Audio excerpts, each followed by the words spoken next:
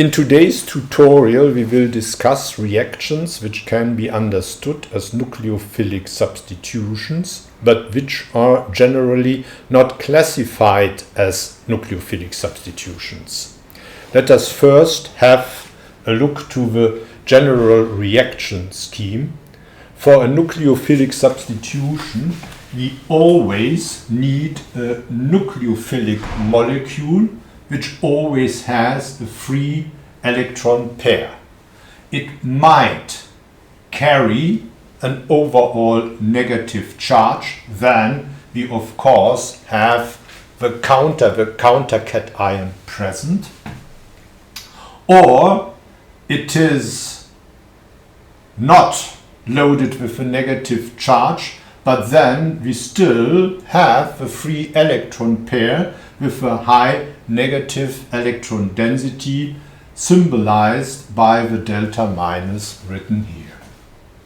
As reaction partner, we need an overall electrophilic molecule with an E is the electrophilic reaction center with a delta plus, a partial positive charge.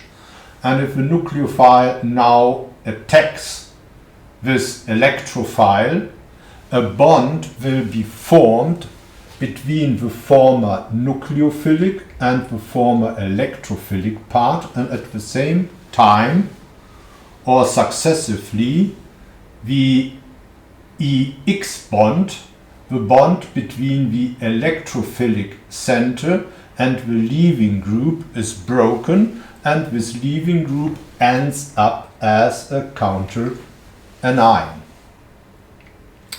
So here the product is formed. It is electronically neutral, but if we start with an electronically neutral nucleophile, we will have that former nucleophilic part charged with a positive charge, and overall a salt is formed. Let's have a look at an example for this type of reaction.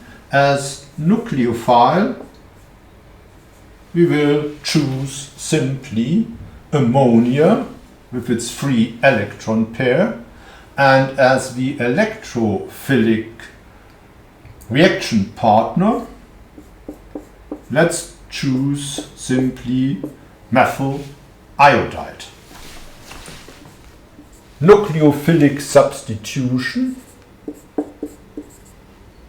will lead us to methyl ammonium iodide.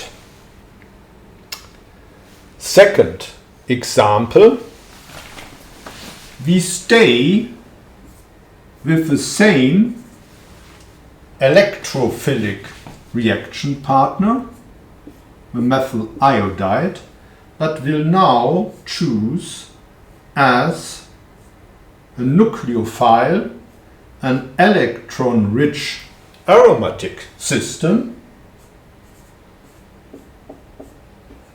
here with a methoxy group. This is anisole.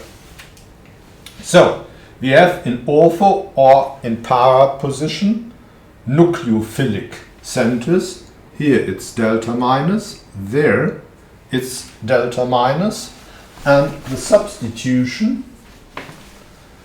will lead us, in this case,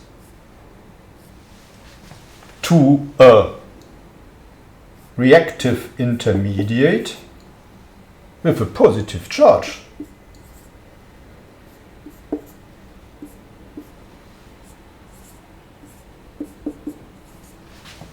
And the iodide counter an ion.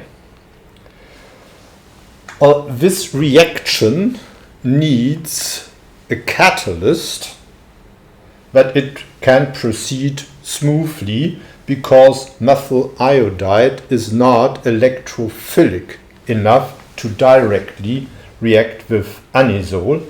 What we need is a so-called Friedel-Crafts catalyst, aluminum chloride. And in that case, we end up with a negatively charged aluminum complex. And after deprotonation, the aromatic system is reinstalled,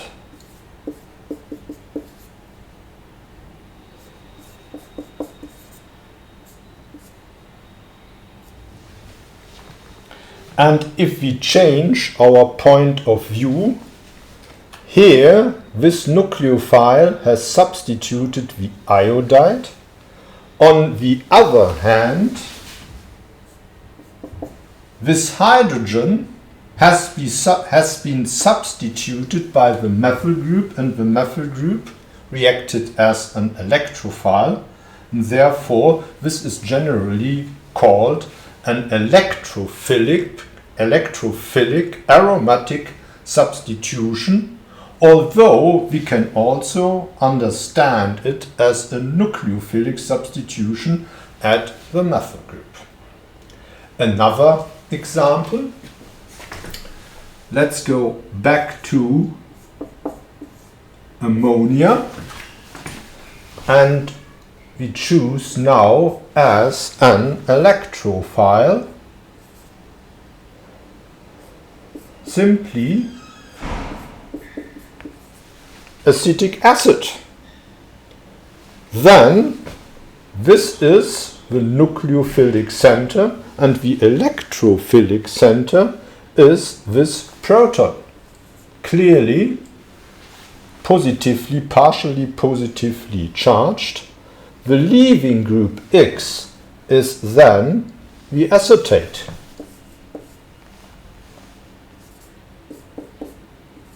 Bond formation between the nitrogen and this hydrogen gives the ammonium part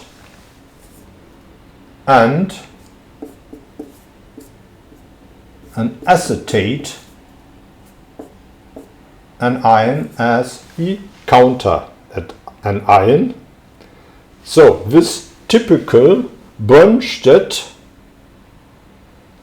acid-base reaction is, with a closer look, or could be regarded with a closer look, also as some kind of nucleophilic substitution. Thanks for listening.